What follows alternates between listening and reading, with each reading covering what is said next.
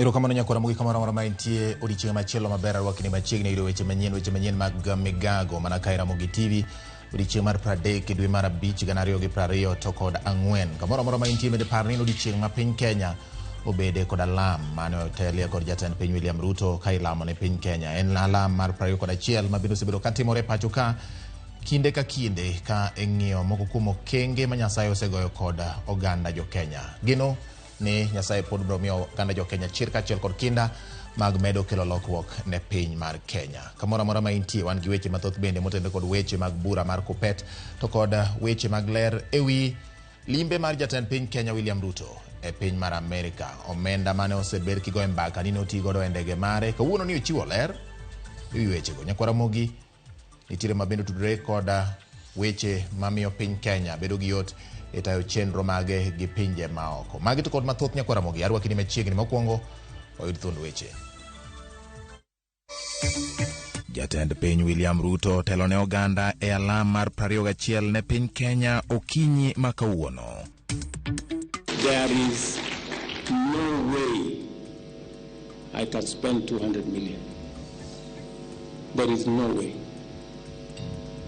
In fact, let me disclose here that it costed the Republic of Kenya less than 10 million. Jatend piny William Ruto wacho ni ndege manodhigo e piny Amerika ne en mana milion 10 maok milion 200 kaka nolandi. We are invited, we are members, but upon arriving tukakuta mapolisi wakakataa tuingie ndani. Waliniandikia invitation kwa email nikuje na ni haki yangu kuattend. Yuaruok koneno e romo mar Kuppet Kasarani tok moko kuom gitam donjo e kar romono.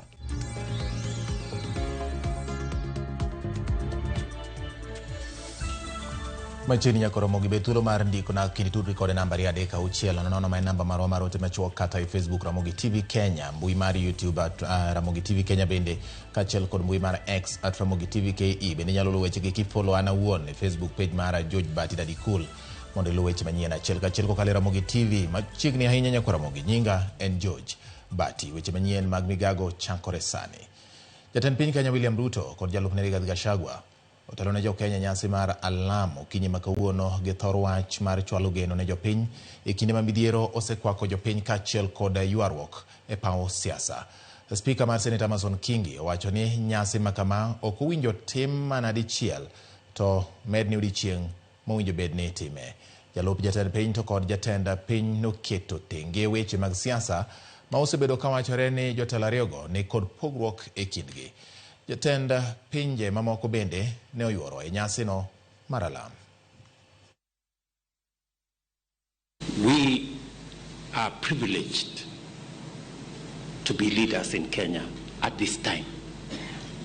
And it is true that we understand, all of us, what the challenges are and what we need to do. I ask all of us to have the courage to do the right thing, however difficult it is. It is the only way we can pull our country and take our country into the future.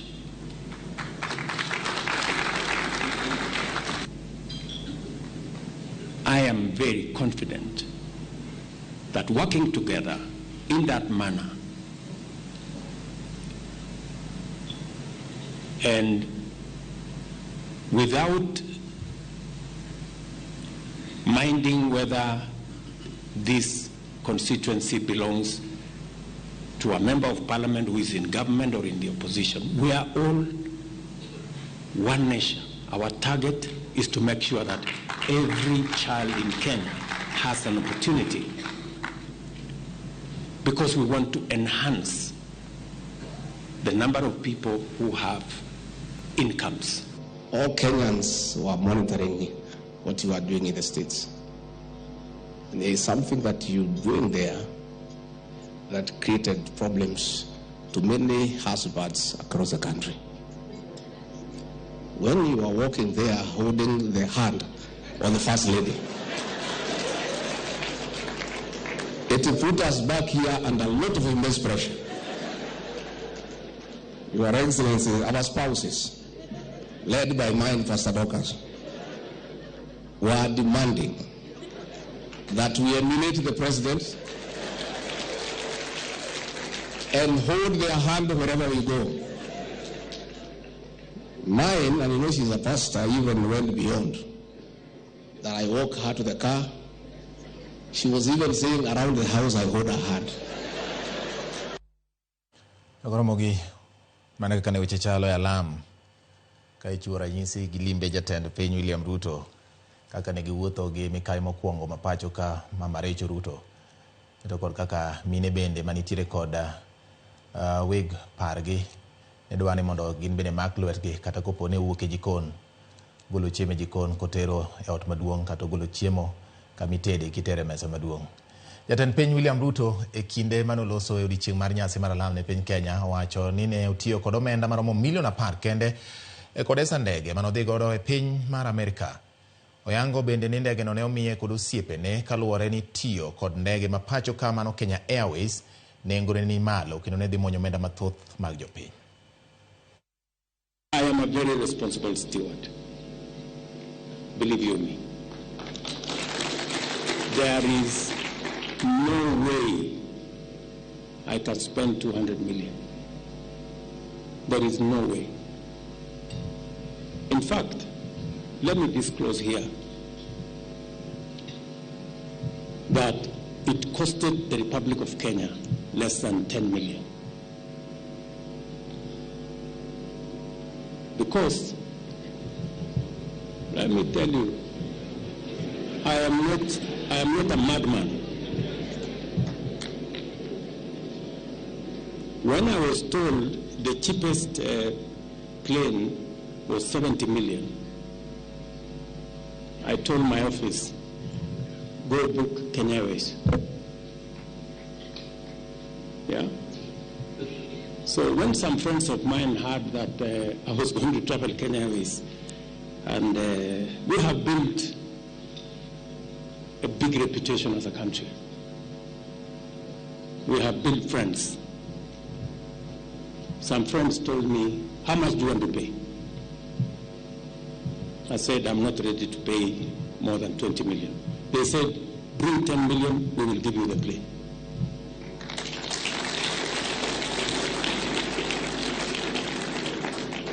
Look at me, Kenyans. Look at me again. I must lead from the front. As I tell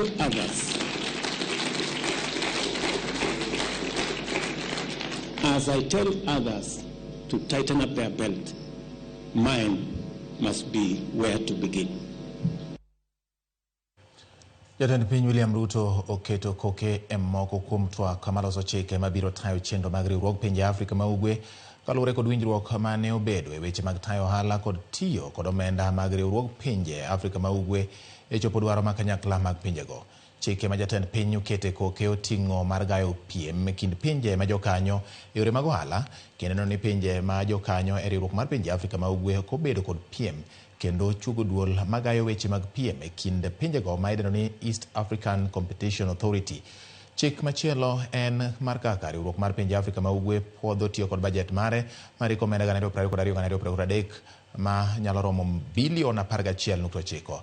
Jatend piny bende oketo koke e chik mabiro konyo riwruok mar pinje Afrika ma Ugwe yango kaka itiyo kod budget makojolo kokalo omenda magichoko e kindgi kod sir magiyudo kowuok kuom pinje maoko kaka ne okal kod romo mar jotend migepe mag pinjego. Ka chik machielo en mabiro konyo e pinje Afrika ma Ugwe chwalo chenro mag dongruok mopogore opogore kokalo e choko mag pinje ma jokanyo.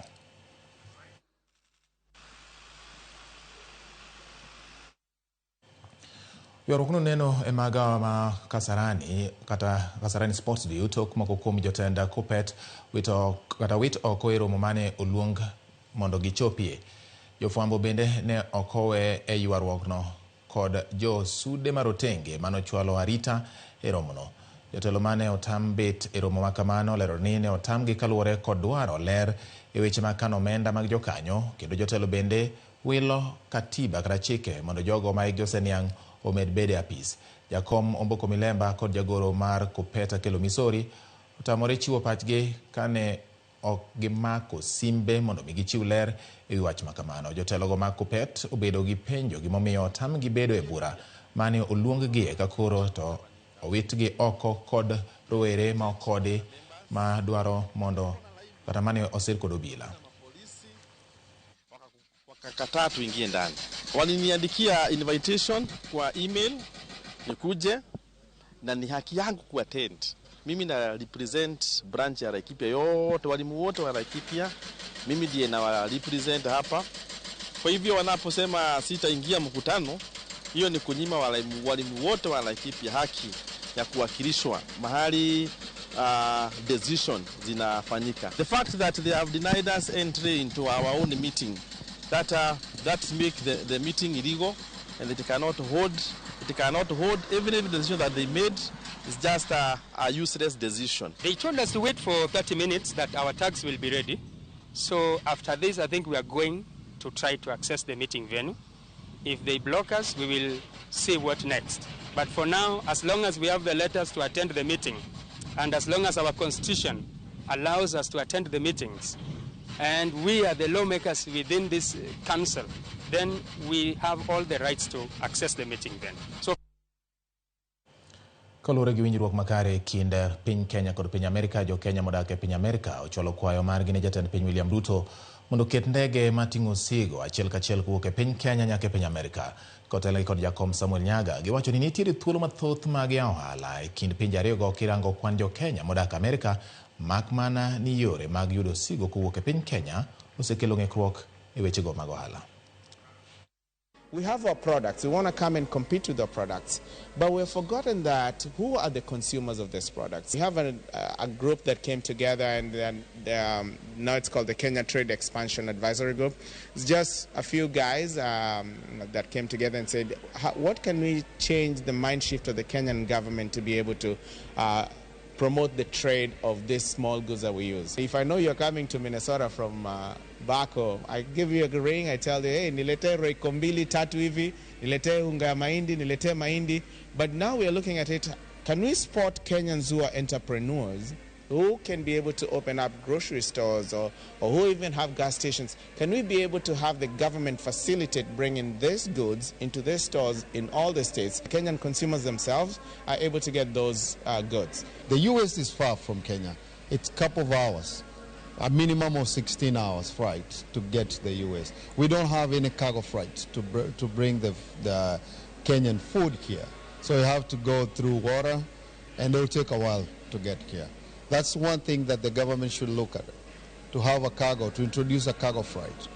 The direct flight, maybe another one that direct to New York, maybe direct to Dallas, Texas, or direct to Atlanta, or actually, for the flowers, direct to Florida. Those are the ones that they need to look at on the logistics. Kawasudani tokum manichune kami mar nyamburko mar Forward Travelers e boma ma Nairobi. Weg nyamburko go koro seyo piny owacho kod duol ma ochung' ne rito ngima e apeyni ma pacho ka NTSA kuom chiwo chik mar chungo tich kata chungo gie tich bang' masira mar apaya ma itudo kod achiel kuom nyamburko go.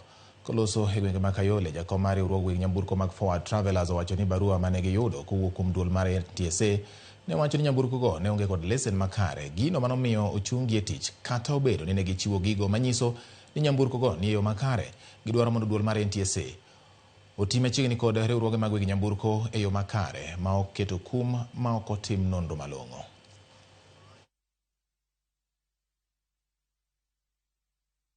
We are not one of the main circle in Kenya. We believe that we comply to almost 100%, and tunasema ya kwamba tunaweza comply hata 100% kama tunaweza pewa support mzuri na NTSA kwa system zao. Ile kitu ili happen, tulitumiwa barua kutoka Director General ambayo alikuwa anasema gari zetu hazicomply, na tukaweza kurudisha ile barua kumwambia gari zetu zina comply, lakini alikuwa anaangazia zile accidents zime happen 3, na sisi tuliweza kuwaelezea vizuri ya kwamba zile gari ambazo zilianguka zilikuwa na barua sahihi na zilifuata ile sheria inafaa after the accident.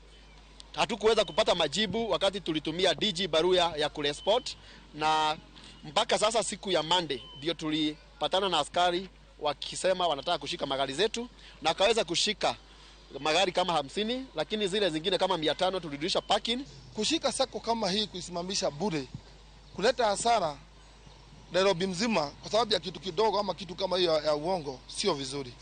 Magari zetu kama vile tumeambiwa na chairman, tunajua zote kama 90% ziko sawa. 90% ama 95% ziko sawa. Wanakuambia gari fulani haina data, unaenda unaweka.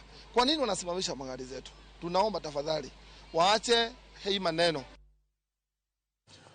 Moingo ji alfaberio manoyudo midhiero marola imbo mar Kenya pod nitiere kambi mar jot kakoro luoro nitie ni tuo mar nyaliema nyalo muoch e kembego mag jot.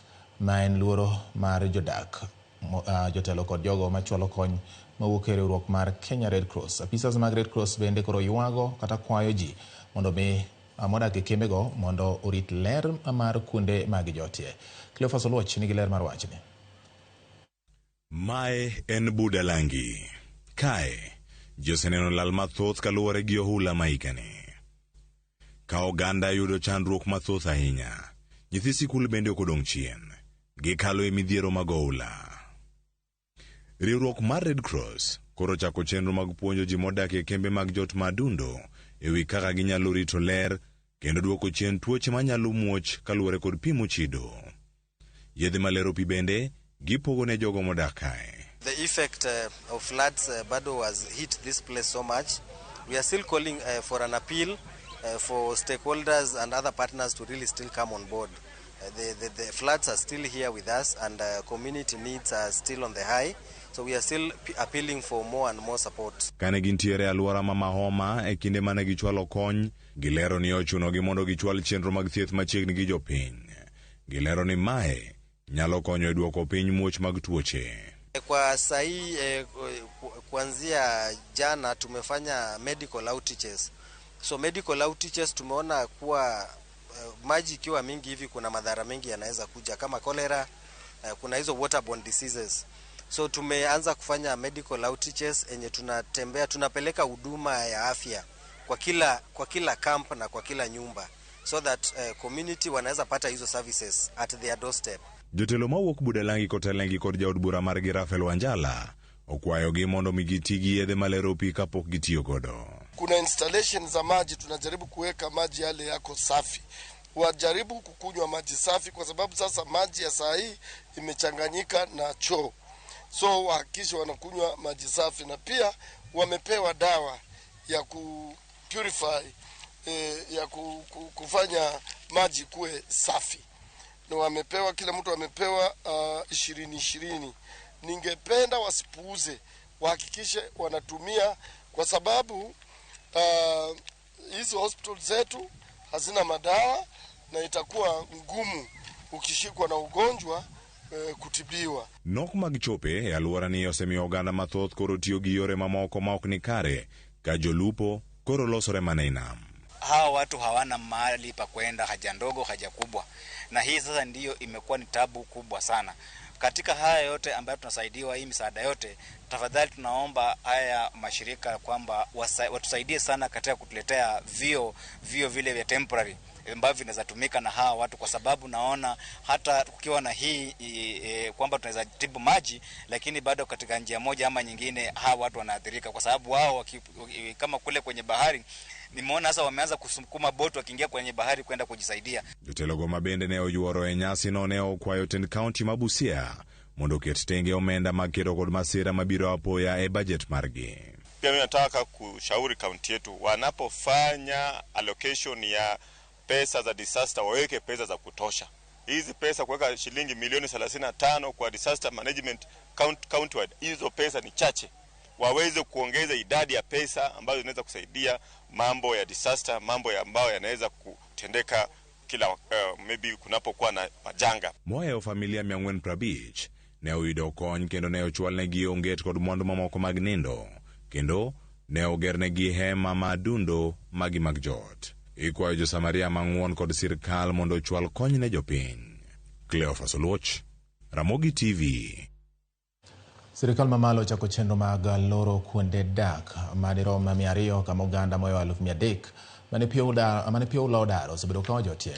Jatend migao mochung'ne weche mag gwenge Mongoro Penina Malonza owacho ni kuonde jot ariyo mayudore gwenge ma Mai Mahiu bende ibiro lor kama oganda mar 160 osebedo kawo jot e tok masira mar yamo moro manomuoch gwenge makono kendo kelo tho mar ji 60. Joyce Oduor nigi ler mathoth.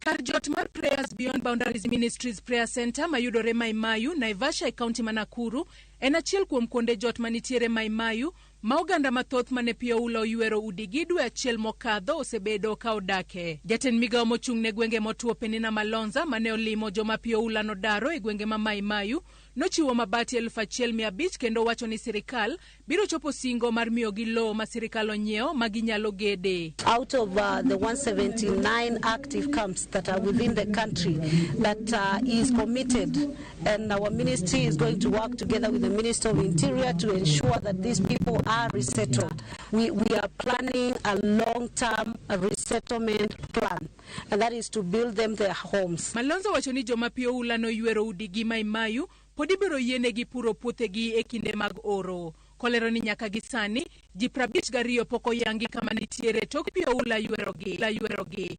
Takamano osingo ni familia mag jogi podi ni jolweny mag KDF kod ojende mag podi biro dhi mbele kod chenro mar manyo ringrego nyaka yudgi duto. I know the Red Cross have been doing very good job in terms of psychological support, but we are going to intensify because really this is that we need to address as fast as we so that these children can resettle back to school.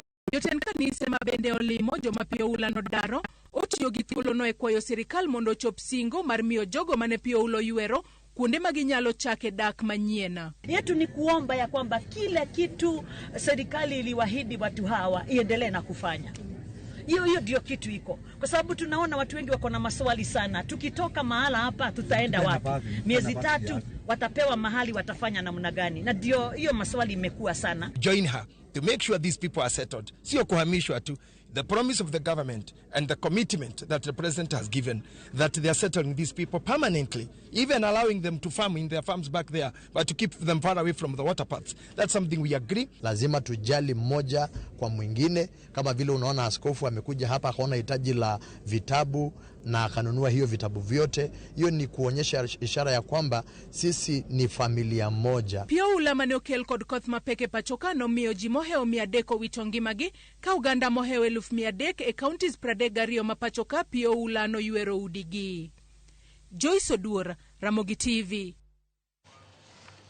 Masudu nyakora Ramogi owuok motenre kod weche mag loro kuonde jot ne ji ma pio ula nodari miechgi kendo wadhi nyaka weche mag muko udi motenre kod ohala. Johala mag Komba e boma Nairobi mane omuko kuondegi mag uso ochwalo ywak margi e doho ka giseyo piny owacho kuom okang' ma kamano. Gidwaro ni mondo sirikal kata gidwaro mondo doho ochung muko ma kamano ka ywak ni piny owacho ok dew ratiro margi. Sirikal ne ochiwo chik mar muko kuonde uso manitiere gi ngaora ka johala go to koro ochiwo ote ne odialo bura mondo ochiw chik mageng'o okang' ma kamano ka giwacho ni sirikal rocho go ratiro margi. Sirikal mar kaunti ma Nairobi oyangni ni kod penjo mowinjo bed ne gidwoko e wi bura mar muko kuonde uso mag johala mag Komba.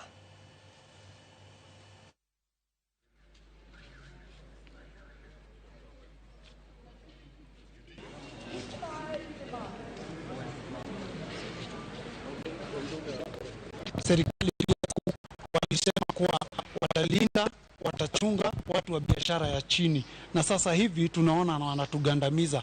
Lile kitu wanalosema watatuletea pale ni fire station. Hiyo fire station tunauliza mbona wakatuletea fire station kutumaliza? Afadhali moto tulikuwa tukiunguliwa na inatuacha mahali pale. Tumebomolewa bila notice. Unastukia tingatinga ndio hiyo imeingia, inavunja mavibanda, mali zetu zinakanyagwa, tuko na mkopo. Mpaka saa hizi nyumba nimefungiwa, watoto wangu hawaendi shule. Nashindwa mimi ni mwana Kenya. Nitaenda wapi? Usaidizi nitatoa wapi? Ndio maana tumekuja hapa tusaidiwe. Hata serikali ilituambia vizuri, hatutakuja kusumbuliwa wana Kikomba. They have been paying taxes and rates to the county government, the local authority then, now the county government of Nairobi. They have genuine licenses. They have been trading here. Every political regime that has come has acknowledged that they have a right to be there. Save that this time, there are individuals in government who want that land, to take possession of that land, to do the same business that these people are doing. And that is what we are going to court. Koromo giwa sudo kendo wadhi motende kod weche mag romo mag pango weche siasa. Jotend kweth makwedo kata maketo piny owacho tesre ojiwo mondo okang' ma itiyo godo e pok mag mwandu ma pacho ka obed kod dwaro mag kaunti ma okang' mar pok mag mwandu kaluwore kod ng'eny mag ji kod duong' mar kaunti. Kamano giwacho ni medo pogo oganda. Jotelogo bende dwaro mondo report komiti mar NADCO okete tim ka gimedo kwedo paro mar chik ma higani ma giwacho ni medo jopiny osigo kaluwore kod nengo mamalo mag ngima mosebedo ka idho e pacho ka. Wadani winjani kaka weche gi obedo e kinde mar romono timore kata sama ne jotelo twak e thuolo machuok mokalo. Very pleased to be here today as the DAP team. And as you know, today is our national prayer breakfast day. And we want to thank the leadership of Parliament and all our church leaders for bringing the country together in prayer. And indeed, our country needs prayers. When you look at what is happening, the public outcry over the rising taxes, the rising cost of living, the outcry is across the board.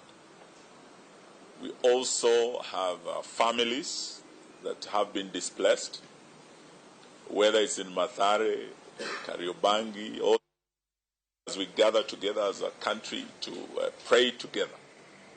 We must also pray that this government hears the cries of Kenyans and does what is right. They should lessen the burden of taxation on poor Kenyans, as it is said in the book of Isaiah, to undo the heavy burden and let the oppressed go free. Today, as we speak, very, very many Kenyans are oppressed by the increasingly high taxes. Last year in the Finance Bill 2023, we saw doubling of VAT on fuel. In the 2024 Finance Bill, we are seeing again a rising of VAT on essential commodities like bread. These are things that in the previous government with President Uhuru Kenyatta, we had zero-rated so that we cushion Kenyans, particularly Kenyans who have a very limited income, to be able to afford essential commodities, to be able to put bread on the table, and to be able to make ends meet. But when you now remove these measures that have been put in place to cushion ordinary Kenyans from the harsh economic realities, then they are left at the mercy of Zakayo and his high taxes. So that is why today as we pray, let us pray for Zakayo to soften his heart and listen to the cries of Kenyans. Koromo gi odhi ywe marwa mokwongo weche manyien mag migago dakika 28 osekalo bang' saa 7 mar odiechieng' gi kinde ne wang'ie moko kuom ote ma joma nena ka moketo wangira mogi TV osedirona ote achiel ariyo. Erokamano Wilberforce Otieno wacho ni winja ka entiere boma ma Nairobi. Wacho ni koro nyaka ng'ato chak mako bad bin ode ka kipole kaka Rigiji owacho. Okay, kaluwore kod Wilberforce wacho ni oneno wa dala maduong' ma Nairobi. Erokamano John from Kanyidoto Amarewa, Ramogi TV Molmos. I raise my condolence note to the family and entire ward for the most beloved former MCA, Lawrence Obonyo Mola. May his soul rest in the town of peace. We loved you, but God loved you so much. Amen. Okay, poleni sana, Kanyidoto. Agwaro Wantu, entire Ogina Beach, Mfangano Island. Wachone Ramogi Malera Enya.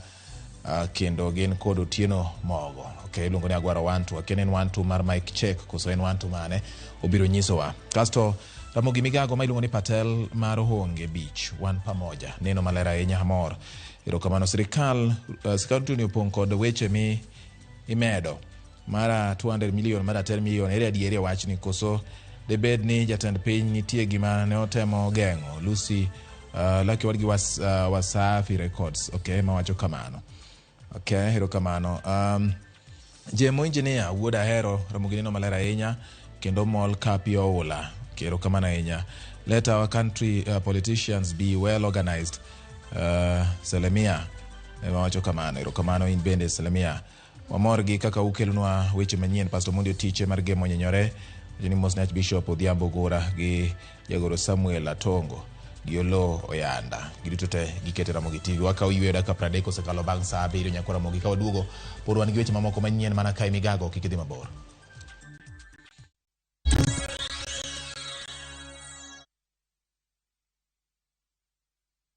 Want a break from the hustle of everyday life? Come experience the wilderness of the Mara by enjoying the 30% discount exclusive only to View Travel clients. Embark on adventurous game drives, enjoy picnic lunches, and later relax to a chilled evening. Get to enjoy daily safari departures to the Mara Sopa Lodge for only 22,500 Kenya shillings for a 3-day safari. You cannot get a better deal than this. Call 0703-254-254 or visit viewtravel.com and let View Travel be your guide into the wild. View Travel. Dream, explore, discover.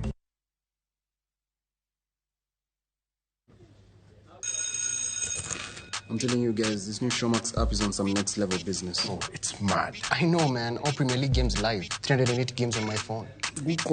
Outstanding. And you can even adjust your data settings. Let's say you're somewhere where the network isn't so good or you're using data bundles. Bro, you can pause, rewind, and press play. So, bro, if you missed a game at the beginning, you can still watch it from the start as long as you tune into that game before it ends. 500 bob a month. How many beers are those? It depends with what you're drinking. Check out the new Showmax app today and get every Premier League game live on your phone for just 500 shillings a month. Shika Showmax, streaming for Africa. Our Father, who art in heaven, hallowed be thy name. Your kingdom come, your will be done on earth as it is in heaven. Give us this day our daily bread, and forgive us our trespasses as we forgive those who trespassed against us. And lead us not into temptation, but deliver us from evil. For thine is the kingdom, the power, and the glory, forever and ever. Amen. Dial *811*495# to get Our Father. Introducing the Viusasa Data Pass Bundle. New way to enjoy your favorite shows on viusasa.com. For just 20 bob a day, dial *544*25# to get 200 MBs of Safaricom data, granting you unlimited access to shows like Becky, Mwendo wa Thapki, Kundali Bagya, Mapishi Time, blockbuster movies, and more. No registration, no subscription. It's a straightforward pass for uninterrupted entertainment. Watch all day with the Viusasa Data Pass.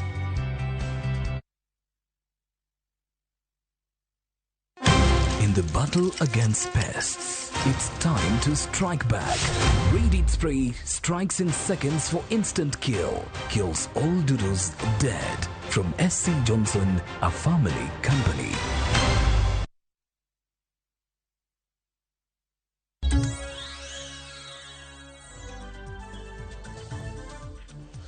Wadhi nyime nyako Ramogi bang' wuok e yueyo ranyisi ni wan gi mathoth. Kwan mag oganda e kaunti ma Migori mayudo tuo mar adundo mag gwecho matek ma bende ong'ere kaka hypertension omedore nyaka 37%. Jokanyo e sekta mar thieth koro dwaro jodak ma kono mondo odhi e pim kendo ochak thieth chon kanyakla kod loko chenro mamoko mag ngimagi. Jojo ma nyako Ramogi miyo wach kotende kod wach mar tuoni. Adundo magwecho matek, mabende kizungu dendo kaka hypertension, en achiel kuom tuochego mabende osebedo ka kelo thoge mathoth e kaunti ni ma Migori kuom higni 5 mokalo. Lipot mawuok kuom migawo mar thieth e kaunti ma Migori yango ni 5% mag thoge duto e kaunti ma Migori ikelo kod tuoche ma otende kod tuono mar adundo magwecho matek, ma oting'o tuono mar adundo, nyarogno, kaachiel kod mamoko. Hypertension ne namba 3 kuom morbidity gin tuoche makelo ji hospital e outpatient ne number dek to kwachak wang'iyo kendo the other hand of mar tho wayudo ka nikech nitiere joma nobedo reported manotho of cardiac arrest nitiere heart failures and other complications and others which are related to hypertension wayudo ka gin namba 4 and namba 5 kaluwore. Jolony wechego mag thieth e kaunti ma Migori wacho ni dek thogi gi koro medre kalre kod medruok mag kwan jogo miyudo kod tuoni mar adundo magwecho matek. Paul Olik mena pisino mocho wechego mok gam ma idendo kaka non-communicable diseases e kaunti ma Migori wacho ni kwan jogo manoyudi kod tuoni higa mar 2013 ne romo ji 34 993 kwanni ni malo ka ipimo kod higa mar 2012 ma kwan ji maromo 27 emiyudo kod tuoni. Nigi tuo mar adundo magwecho matek miluongo ni hypertension noidho kabisa noa from around ji 27,000 to 34,900 ma nyiso ni either our systems are working well in getting people with joma nigi tuo mar adundo magwecho matek but wayudo ni jogi sama gimedore kama miyo the system mar health bedo gi tich matek. Lipot mawuok migawo mathieth e kaunti ma Migori yango ni sub-county no Masuna West ema noyudo kod kwan mathoth mag jogo mantie kod tuoni kwan maromo 17,445 e higa mokalo ka iluwe kod sub-county no Manyatike moyudo kwan oganda mantie kod tuoni maromo 4,719.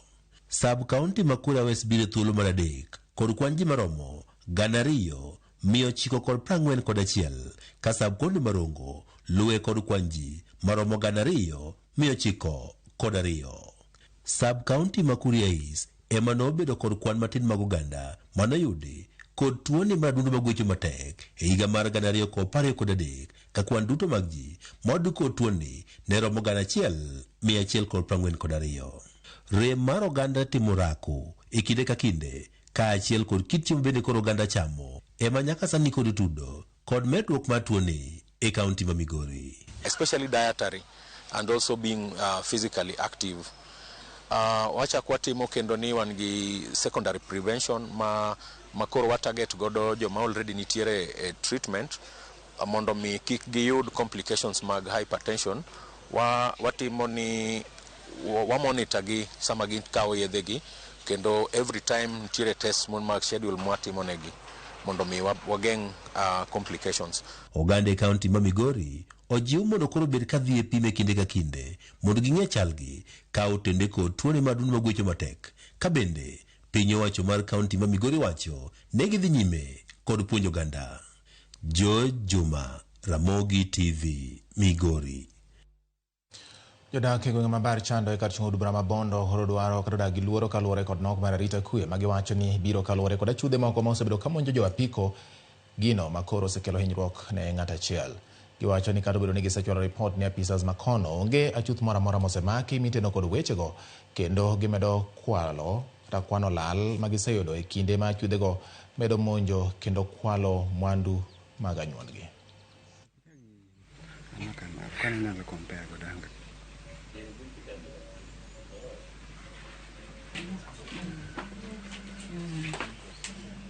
Tarik 26 Jumapil saa 3 otieno ne wayudo report mowuok kuom nebawa manyisowa ni oyudo simo ne Boniface Were jomaricho tong'o kabiro dala. Notong'e koa e Ajigo kamutie ouso cereals ten gi M-Pesa. Koro notong'e koa e tije. To mae gimoro amora onge simo, pesa manolal cash ne en Sh150 to gima wuoro jodalawa ne wa report wachni ka polis. Wan gi ka polis machiegni Lwala Kotiende ok bor gi kama wantie. Pok aneno jarita kwe moro amora mosechopo mondo penjwa ni to chal nade. Pok aneno. Anyalo wacho ni arita kwe mag gweng' ka osebedo marach sana. Kendo jok matimo biashara sana sana joge ma main target mar jokuogegi. Koro wanatemo kwayo sirikal mondo gijiwe arita kwe e area mar Barchando mondo at least seche ma ng'ato kosetiyo matek kata kodok dala to dog dala ka en gi kwe. Nyaka sani pok wawinjo report moro amora ng'at mosemaki. Kapod wane motende kod weche mag arita kwe ni joriembo mag apiko e boma ma Homa Bay kod alwora mare medo ywago rochruok mag arita kaluwore kod monje jomaundu ma imonjo godo weg apiko. Kaka jafwambo marwa Ali Abich lero, monjono osekelo tho mar jo bodaboda moko kendo apiko buora bende osekwal. Joriemb bodaboda e boma ma Homa Bay kod alwora mare osebedo ka ywago rochruok mar arita kwe sekta no kaluwore gi jomaundu moko ma sani koro tuch monjogi kendo mayogi apikni mag-gi. Ma en bang' kachiel kuomgi mowuok e wuod Malambwe kachud bura ma Suba North ne jomaundu monje dalane Otieno ma onege kendo kwalo apikone. Nek manomiyo jopiny ochako timo apedha ne jomaundu go eko, apedha manoweyo koneg acheje 3. Jomaundu nyicho dhi modhi nyaka e ode, modhi mogoye mochweyo tho, aeto gikawo nyaka apikone magirepo nyaka jaode. Omiyo wawacho kaka jo sekta mar jo bodaboda ni ok wamor gi gik mosebedo katimore, kendo wakwayo ni wan kaka jo bodaboda wakwayo ni mondo wayud arita maber koa kuom sirikal. Wadwaro justice nikech wambe wan achiel kuom jowa monego bed ni bedo gi ratiro mondo sirikal omiwa arita maber. Kendo wakwayo ni mondo family mar ojokosore mondo yud justice kendo giyudi kaka gibiro winjo kaka wach wuodgi biro gik mos gisewito. Kombe mayie ndiko ji e grube gi mobiro kaka new members, kindly please make sure ni ng'ama da biro e grubi ng'ano biro gi barup chief mo adala gi madhi bitisha ni ong'e ng'ani mobedo gi nonro ne maber makata gimoro timore to nyalo ng'ato nyaka dala gi we kawa ng'ato ne ndiko. Telo mar bodaboda e boma ma Homa Bay wacho ni sani koro dwe achiel ka jomaundu osemayogi apikni 10 ka jowetegi 3 bende osenegi kod nek makoch bang' mayogi apikni gi. Kawuono ka wakwano jo bodaboda mosetho e dwe ni kende gin dhano mang'eny madhi mana 3, apikni moselal to ohinga 10. Koro wakwayo ni polis nyaka donji mondo oti machiegni gi sekta ni mondo rit ngima jo bodaboda. Jo bodaboda nigi ratiro mar ringo kamanyo pesa kaka joma moko. Jo bodaboda nigi ratiro mar dhi kamoro amora e Kenya ka nikech nitie polis monego bed ni rito ngima ng'ata ma ja Kenya. Mar ariyo, stage moro amora machakore Mabei kama ok opuodhi gi social services to kod leadership mar this sector ok wabiyie mondo bedi. Koro king'eni chako stage moro kama ok wayie mapok wapuodho to chak chon mondo iwuogi kech stages ma ok wang'eyogo emipande jok maricho giwuondo ni giriembo apiko to kare gipondo mondo gichiw report mar nonro mar jowa mondo yud jowa mondo jokuoge onegi. Giwacho ni sekta mar bodaboda ema sani koro ndiko rowere mathoth ma bende tiyo matek mar yudo apikni ma giriembogo eko to jomaundugo mayogi e yo ma ok owinjore ka gidwa ni telo mar arita kwe kaunti ni oresgi e lwet jomaundugo. Pikipiki sani beche tek ogik 300 olawo bech gari. Koro ka ng'ato nyalo bukore gokinyi ni itiyo matek to gikone to ng'ato ma pikipiki yo machalo kamano ok owinj maber ahinya. Sani samoro nyalo nindo makata chiemo kichiemo mondo chul pikipiki to kichiwo gokinyi yudo ka pikipiki ni onge. Koro wakwayo arita kwe mondo mi okonywa. Mar ariyo wakwayo jogo mariembo pikipiki mondo gibed ne akicha. Kopo ni nigi pikipiki kidak e lande we kaw pikipiki ni we lande ochiel. Make sure ni so pikipiki yot makata ka kome mani ndoko to komo ni ndoko to pikipiki bede yot. Telo mar arita kwe kaunti ma Homa Bay okoni gidhi nyime giluwo wach monj masani kotimo ne jo apiko e kaunti ni. Kata kamano ne gikwayo jopiny mondo were kod tim mar kawo chik e lwetgi ni ginego jogo ma gichich go. Ali Abich, Ramogi TV, Homa Bay. Oregi mag kuo mag pikipiki kaachiel kod weche mag arita kwe wang'iyo motende kod weche mag ngima to kod chiemo ne joma tindo oseyangore ni nong'no pod en chandruok maduong' ne nyithindo e bwo higni mantie bwo higni 5 e piny Kenya kata moloyo e gwenge ma ongoro. Kaluwore kod ripot mar kaunti mar Elgeyo Marakwet, atamalo 22 mar nyithindo othirno, atamalo 4.8 ok dong e yo makare ka atamalo 13.9 ratil margi ni piny. E kinde ma gitemo duoko pek ni chien, kaunti ma Elgeyo Marakwet oriwore kanyachiel kod riwruok mar World Vision kokadho e chenro mar Realizing Gender Equality, Attitudinal Change and Transformative Systems mondo ng'ere kaka inyalo kata mong'ere kaka reacts mondo okony e ng'iyo weche mag jiwo dongruok mag nyithindo mondo gineni gidongo e yo makare kendo ketenge omenda moromo manyalo romo milion 803 e jiwo chenro no. Koloso e kinde mane giango chenro makamano, gavana mar kaunti ma Elgeyo Marakwet Wilson Rosich wacho ni atamalo 10 mag nyithindo go gin mago mabi dongo gi rochene nikech dhier e kind oganda. Meaning they will not perform as normal children. Children who are also malnourished are likely to be infected with diseases. They are more likely to be in hospitals, and their growth are more likely to be affected. World Vision Kenya launched what we call Enough campaign.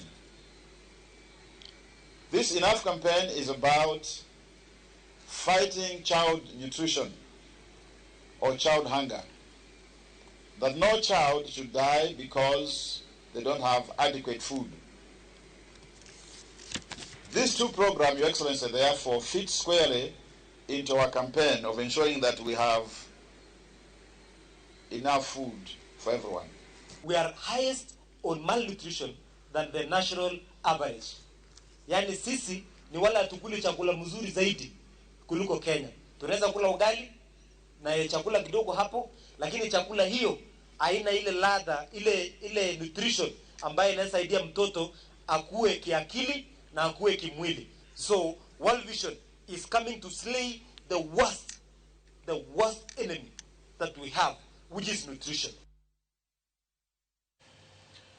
Sama koro kaunti ma Bungoma ikore ne nyasi mar 61 mar madaraka, jotije kambi sukari man Nzoia onge kod mor maringo nyasi makamano kaluwore kod deko mar chudo magi mag osara. Kagiloso e kambino jotijego wacho ni jatend piny William Ruto ne osingo ni biro chulo gi gope gi duto mag osara mosedeko kuom dweche 3 to dweche 27 sani osala margi pok ochul. Jotijego koro olero ni gin gionge kod chandruok moro amora e wach keto kembe sukari lwet ji giwegi, kage kwayo margi en ni ochul gi gopegi kendo ketgi e chenro makare. Tunaomba serikali tukumbuke, rais wetu tunamuomba atukumbuke wakati anakuja Bungoma. Akumbuke wafanyakazi wa viwanda hizi kuanzia Nzoia Sugar, Chemelil, Mohoroni, Sony. Wote wamemwangalia yeye, awakumbuke, awapee pesa ili pia wajimudu kimaisha na wapeleke watoto wao shuleni. Wapeleke waishi kama watu wengine. Ndio. Tunauliza viongozi wetu, kama rais akisema neno na wewe na nyinyi wenye mko chini, mulilala wapi kutusaidia tupate hizi pesa zetu? Watoto wako manyumbani, tumeshinda kujiumudu, tunaishi maisha ya kimaskini kama wamama. Tunaomba watoto wetu wako nyumbani. Usilale vile MP wametujaribu, wanasema wanatusaidia, wametutupa. Sisi kama wenye tumelala, hatuna wazazi. MP wako wametutoroka. Tafadhali rais, ingia ndani wamweko hao watu pia watokeko kwa mashimo mahali wamejificha. Saa hii hatuwaoni kama tuko na shida, lakini saa ile umekuja wanakuja wote. Hawa wafanyikazi uliowaahidi mwezi wa pili ya kwamba unaamrisha Treasury Ministry ya kwamba wapate kitu kidogo kama ya miezi 3, mshahara ya miezi 3. Lakini la ajabu ni kwamba kufikia wakati huu hakuna chochote kimefanyika kwa mfanyikazi wa Nzoia. Obila mavoye kaunti ma Taita Taveta o makunyamburko moro kido mar Prado TX mane kod namba ndikruok ma bandia ka oting'o yedhe mamero ji kowuok Nairobi ka ochomo godo Mombasa. Obila noyudo gunde 11 mag nyasore ma en bang' jopiny miyogi maling'ling manomiyo mak achech. Kagiloso tesendo obila mavoye, jatend obila e kaunti no William Sadik wacho ni achejno ne omaki gweng' ma Ikanga Voi kama obila nonwang'e nyasore ogunde 11 ma pekgi gin kilo 90 kod mamoko e ofuko mag jwala ma pekgi nyalo romo kilo 318. Achejno osebed kimanyo kod obila nyaka chop mak mare kendo ibiro chwale e do odiochieng' kiny. Obila pod dhi nyime gi apedhe apaya ma Nairobi Mombasa kendo gisiemo jogo ma uso yedhe makelo mer. There's a vehicle traveling from towards Mombasa carrying cannabis, and our officers took position at noon is when the same arrived at the area of Iganga, and the same was stopped. On first quick search, the items of that is the bank, that's cannabis, were found in the said vehicle. That's Prado. And the driver and the vehicle were escorted to police station where proper processing was done, resulting in 11 bags and 963 rolls, totaling 327 kilograms with street value of 9.8 million. So the suspect is to appear before court tomorrow for the offense of trafficking in narcotic drugs. So he's placed in Voi police station. That we thank the public for informing us on the same. That we are warning those who are having the same habit that they will be arrested eventually, because we have good sources of information that we are working on.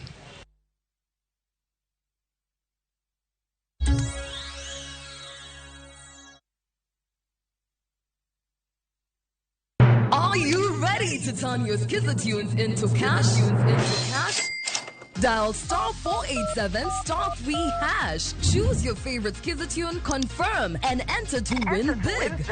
50K daily, 100K monthly, and the grand draw of 1 million Kenya shillings. Each time you download Skizzer-tune, you support our local talent as you increase your chances of winning big. All SMS alerts are from Skizzer Citizen, and lucky winners will be contacted from 0709 767 000. Skizzer-tune, Skiza Chapa. Terms and conditions apply.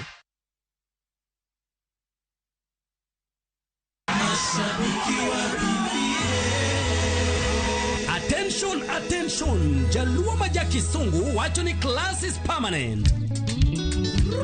Kendo nyadhi en kitwa mani rembwa. Osemerigina parko na beach mani nyadhi e thumar rumba musekelo class mamalu. Ne BB Band mar Johnny Junior. Asante mashabiki wetu wane. Yeso tarika boro dwe mara ucheli ganiendi yore teku uok Ugenya si haipacho. Nyaka Mombasa na Mchumbi. Ochomo Carnival Grounds Nairobi Tir. Kisumu Mombasa Nairobi City Mobimbae. Kocha kuresa parko na rio mamidhiambo nyaka che. Ramugi FM, Ramugi TV, kachuel koda BB Band, makole kanyakla kendo keloni Nyadhi Festival live. Mwana mboka Johnny Junior, dhimu chungulu kanyogi Nyadhi Majaluma malo, kanyakla kodo pija Emma Jalamo. Utiko, en mana silingalu fario regular, VIP 5,000. Toja Nyadhi Majaluo, en mana 10K pocket change. Julendo mag Ramugi TV, Ramugi FM, kachuel koda Royal Media Family, Temideo, bilo kanyogi Nyadhi Mape. Nyadhi Festival. Don't just come, attend in style. Sisi na nyinyi, tutabaki pamoja. Kai paro ni in kod peke wi chal mar ngima mar paro mari. En gima kare kendo mowinjore ka ineno laktar.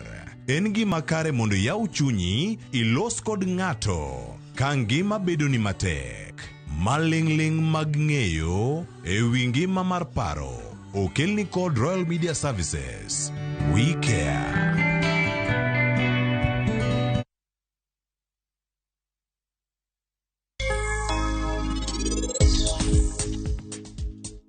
Meher has moved on. Eno se nyime gi ngimane ka kodwaro. Koro in bende nyakidhi nyime gi ngimani. Ng'ene wan watimo gi teka wan gi mor mang'eny. To bende Sarabo siye gi wach mwatimo ni adier. Adwa karano bed mamor. Kata kochuno ni monda luong waya Masamaira ni mama. Seher! Seher? It's time to strike back. Radiant Spray strikes in seconds for instant kill. Kills all doodles dead. From SC Johnson, a family company.